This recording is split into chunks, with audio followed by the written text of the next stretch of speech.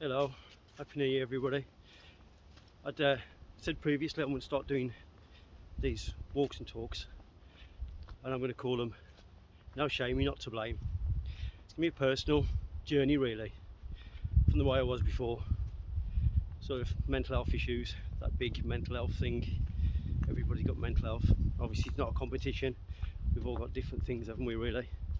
Through to drinking, the issues I've had with drinking, and it all stems from your past really. I think it's accepting your past. A lot of people know my past.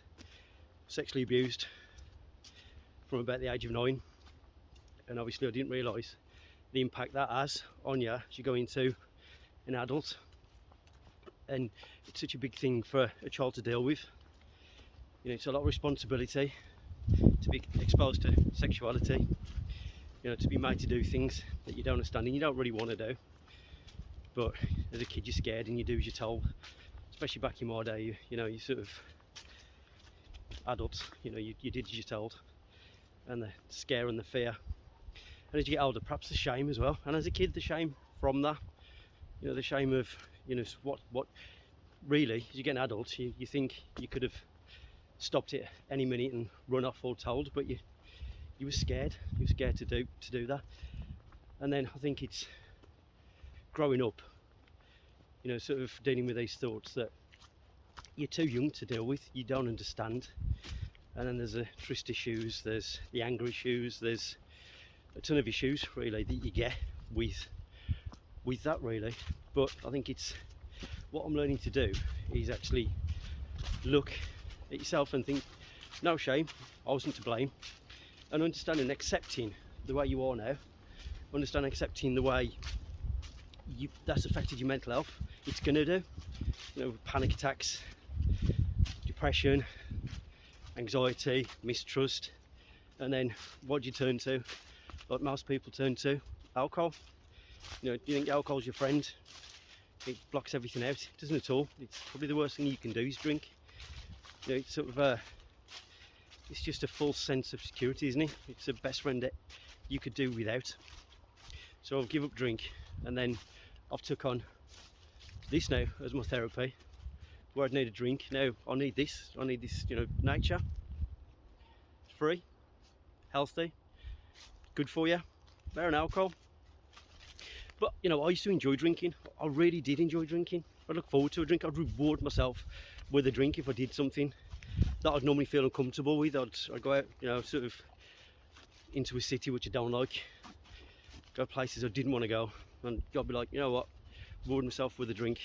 But that turned into maybe 3 bottles of wine on a night, and putting on weight, and then not liking my body, doing stupid things, upsetting people, saying things I shouldn't have said, doing things I shouldn't have done. But you've got to move on from that, haven't you? So it's going to be like a personal blog. It's going to be sort of how I sort of find myself physically, mentally, get back in the gym, get back to the shape I used to be and I want to be. It's helping people. I really want to help people. I want to support people who've been abused, people who are suffering mental health, people who are still drinking. Maybe get to a point where we can actually go for a walk and talk, and where there is no shame, you're not to blame. So this is the first video perhaps of many really, and it's going to be, like I say, it's going to be a journey of reflection, journey of accepting mental health, understanding mental health, and accept, if you suffer mental health, accept it. It's a thought. That's the thing, it's just a thought. It's like a story tell many people. There's a man hanging onto the back of a bumper of a car being dragged down the road, and it's tearing his skin, ripping his clothes. It's really painful. It's really uncomfortable. I don't like this. It's really uncomfortable. I hate this. I don't like it. You know what that man needs to do? Let go of the bumper. Let go of the bumper. And what happens? He doesn't feel any pain anymore. He doesn't, he's not comfortable. He's let go, and that's the thought, isn't it? You're keeping hold of that bumper as a thought. It's changing the thoughts. It's sort of doing this. It's getting ready, no matter how shit it feels, how hard it is to get ready, but do today what needs to be done today, because tomorrow's just an excuse. Do tomorrow, it's just an excuse. But you know, get your walking shoes on.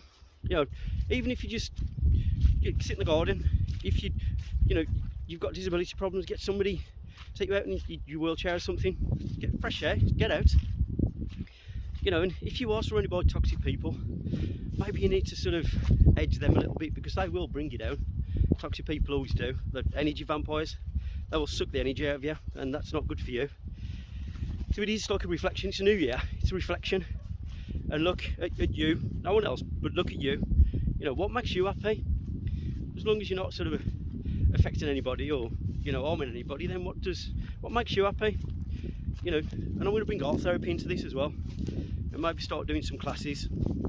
Maybe look at doing, you know, if this is successful and people enjoy this sort of thing, is maybe this summer we all, wherever you are in the country, the world, maybe pick a day, we'll do a walk and talk, tell your story, you know, what you survived, what you've been through, what you sort of have found has helped with mental health, with drinking, with whatever it is.